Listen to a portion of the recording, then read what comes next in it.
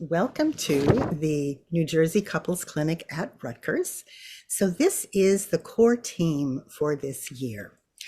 We have other students who work with us and see one client or one couple or so, but these are the people who have committed to this as a practicum and who are supported this year by the NJPA Foundation.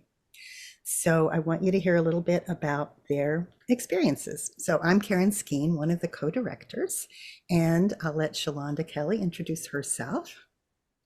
I'm Shalonda Kelly for clinical faculty at GSAPP and one of the co-directors of the clinic.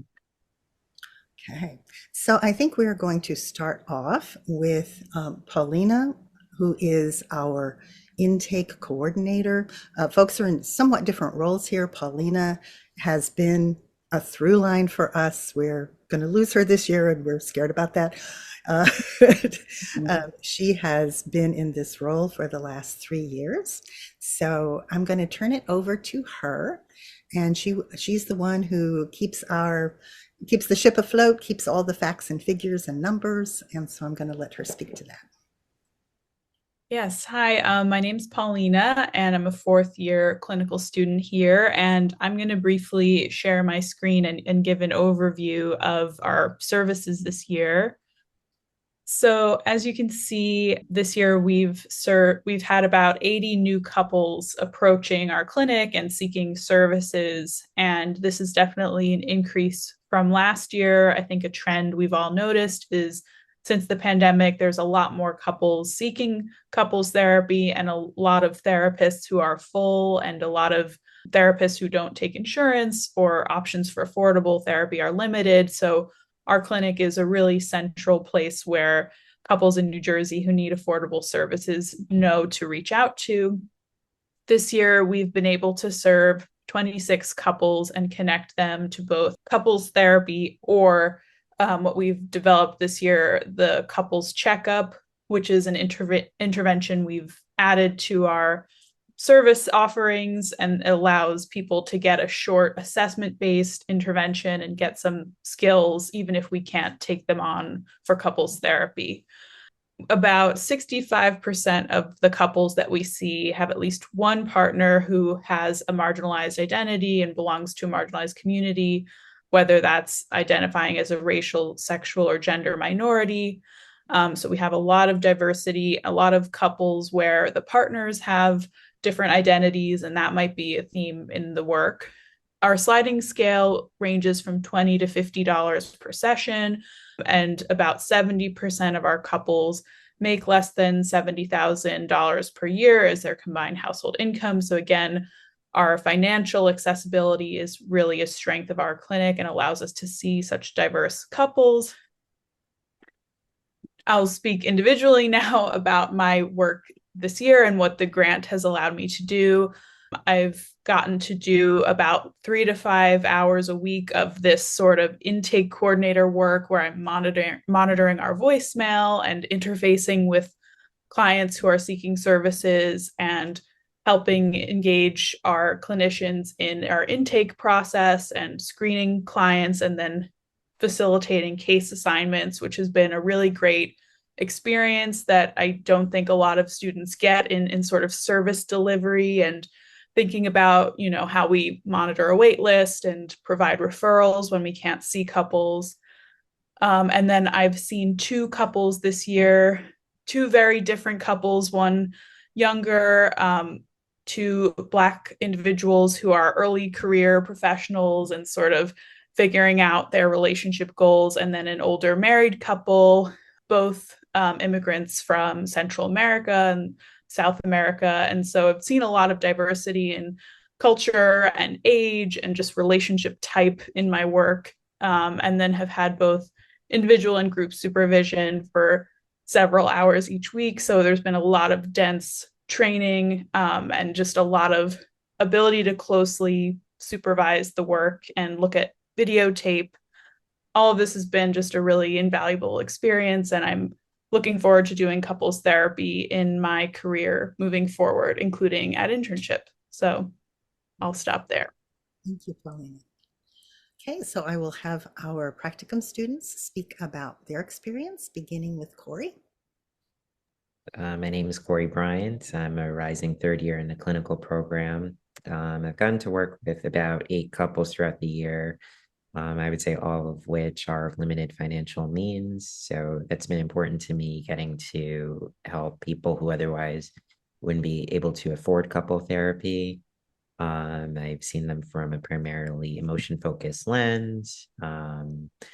Quite a few of the couples have been queer, which is important to me. So that's been rewarding, getting to work with queer couples, navigating queer-centric issues and helping them through various forms of conflict.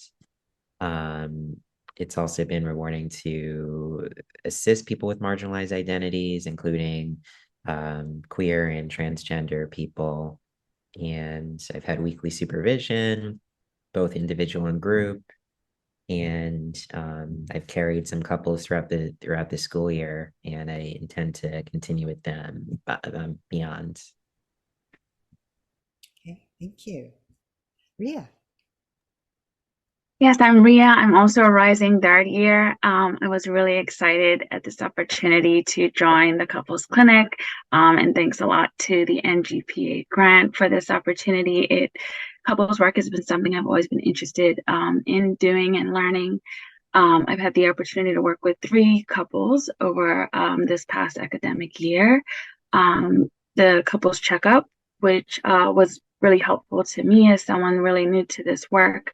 It provided sort of a soft launch into working with couples, and then, going on to more couples sessions. And I also have an interest in serving those that are underserved or might otherwise not have access to therapy. And that's the case for all the couples I met with, whether they were students or out of work.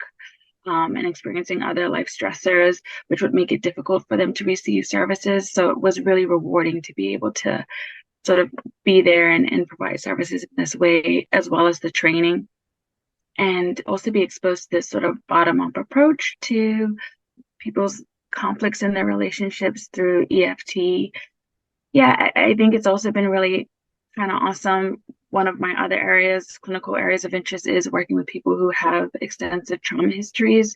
And I've been able to merge that interest with my work with couples, having worked with clients with trauma histories, but also may have been diagnosed with bipolar disorder or borderline personality disorder. So being able to work with clients with that overlap has been really helpful, and I could see it being really beneficial for my steps ahead, and I'm really grateful. Thank you. Sure.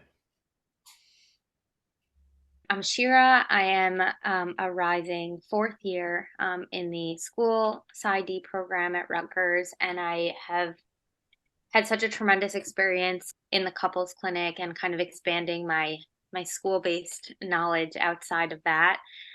I've been working with 3 couples over the course of the year, some with limited financial means, and one couple who identifies as queer. And I think it's been such a meaningful experience to be able to provide accessible services in a way that's unfortunately not readily at people's fingertips out there in the world. And just between the tremendous supervision that we receive and the clinical time that I've spent, I feel like I've grown tremendously and now have more skills under my belt to practice in the future.